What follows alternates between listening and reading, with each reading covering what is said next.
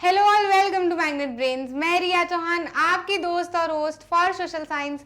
आज आपके लिए लेकर आई हूँ डिफरेंस बिटवीन की सीरीज में agro based and mineral based industries के बीच में डिफरेंसेस आपको पूछे जाते हैं एग्जाम में, तो उसमें आपको प्रॉब्लम ना आए इसलिए हमने डिफरेंस बिटवीन की सीरीज शुरू करी है, जिसमें हम अलग अलग टॉपिक्स को उठा उठा के उनके डिफरेंस जो है वो समझने की कोशिश करते हैं और पॉइंट्स बनाने की कोशिश करते हैं।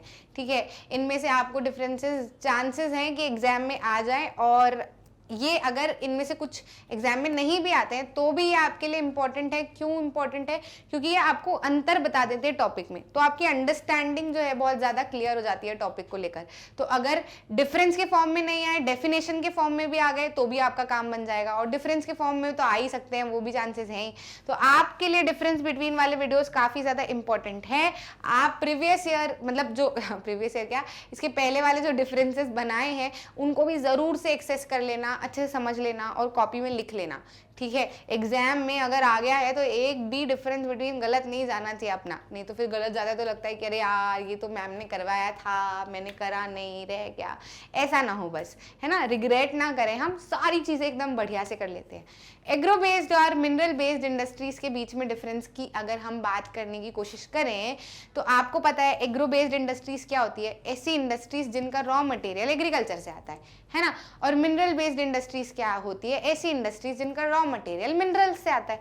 क्लियर? तो सबसे पहला तो ये पहला डिफरेंस कोई भी हो, दोनों की डेफिनेशन लिख दो, अपने आप अंतर दिखता है ना। तो एग्रो बेस्ड इंडस्ट्रीज क्या होंगी? They obtain their raw material from agricultural products. वहीं मिनरल बेस्ड इंडस्ट्रीज क्या होंगी? ऐसी industries that obtain their raw material from minerals, है ना। यहाँ पर क्या होता है, इनका सोर्स ऑफ एम्प्लॉयमेंट जो है वो रूरल लोगों के लिए होता है, रूरल एरियाज के लोगों के लिए होता है ना। जैसे कि आपने देखा होगा ना कि जैसे रॉ मटेरियल कहाँ से आ रहा है? एग्रीकल्चर से आ रहा है, तो एग्रीकल्चर में कौन लोग काम करते हैं? जो रूरल एरियाज के लोग होते हैं, ग्रामीण क्षेत्र के लोग होते हैं।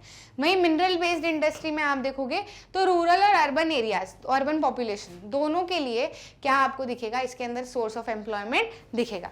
एग्जाम्पल दे दो फिर आखिरी में, क्या क्या है? टेक्सटाइल में cotton, jute, silk, woollen, rubber, sugar, coffee, T, edible oil, ये सब क्या है? एग्रो बेस्ड इंडस्ट्रीज के एग्जाम्पल। वहीं जो मिनरल बेस्ड इंडस्ट्रीज है वो कैसी इंडस्ट्रीज होती हैं? आयरन एंड स्टील इंडस्ट्री, है ना, साथ ही साथ में सीमेंट इंडस्ट्री, मशीन टूल वाली इंडस्ट्री, पेट्रोकेमिकल, फर्टिलाइजर्स वाली इंडस्ट्रीज, ये सब क्या कहलाती हैं? मिनरल बेस्ड इंडस्ट्रीज कहलाती हैं। क्लियर है? समझ में आया? कोई दिक्कत तो नहीं? ठीक है, तो आई होप आपको कभी भी डिफरेंस आ जाएंगे तो आपको प्रॉब्लम नहीं आएगी। सिंपल सा अगर डिफरेंस बिटवीन आपको बनाना है किन्हीं भी दो में, तो शुरुआत में सबसे पहले उनकी डेफिनेशन लिख दो, अपने आप अंतर दिखता है ना। या फिर उनके साथ में जो दूसरे या तीसरे पॉइंट्स है वो आप ऐसे बना सकते हो कि दोनों के बीच में सोर्स ऑफ एम्प्लॉयमेंट क्या है, दोनों के ऑब्जेक्टिव क्या है ना, दोनों के काम करने का तरीका क्या है, तो उसमें भी आपको अंतर यूजुअली देखने को मिल जाएगा, है ना। साथ ही साथ में आप लास्ट में उनके एग्जाम्पल भी दे सकते हो। एग्जाम्पल तो दे क्या सकते हो, देना ही देना है ना। तो वो एक आपका एक्स्ट्रा डिफरेंस बिटवीन हो जाता है। जैसे हम किसी डेफिनेशन या कुछ भी ऐसे लिखते हैं तो आखिरी में ETC लिख देते हैं ना, ताकि लिखे कि और भी है इसके अंदर। ऐसे ही आप क्या करो, एग्जाम्पल लास्ट में तो डाल ही दो, तो आपका एक डिफरेंस बिटवीन का पॉइंट एक्स्ट्रा आपको मिल जाता है। अगर वेरी शॉर्ट में डिफरेंस बिटवीन आता है तो 2 डिफरेंस बहुत है ना, मोर देन इनफ है। और अगर शॉर्ट में डिफरेंस बिटवीन आता है तो 3 से 4 डिफरेंस आप लिख सकते हो। क्लियर?